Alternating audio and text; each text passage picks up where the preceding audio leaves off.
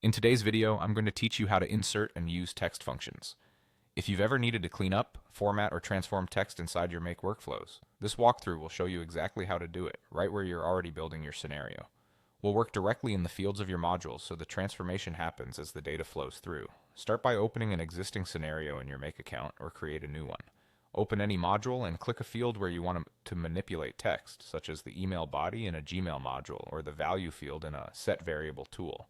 The moment you click inside that field, the mapping panel appears on the right. This panel is your workspace for combining data from earlier modules with functions that modify it. Look for the Functions icon in the mapping panel, often shown as a stylized F.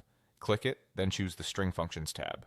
Here you'll find tools to change case, trim spaces, extract or replace segments, and more. Functions like upper and lower change capitalization. Trim removes leading and trailing spaces, substring extracts a portion of text, and replace swaps one piece of text for another. These are the building blocks for crafting the exact text you need. To insert a function, either click its name in the panel or drag it into your field. It will appear with placeholders for parameters, separated by the standard delimiters shown in the function preview. Replace each placeholder with real inputs. You have a few ways to do that. If you want to use data from a previous module, drag the appropriate data item from the first tab of the mapping panel straight into the parameter. It will appear as a token, and the function will use the live value at runtime.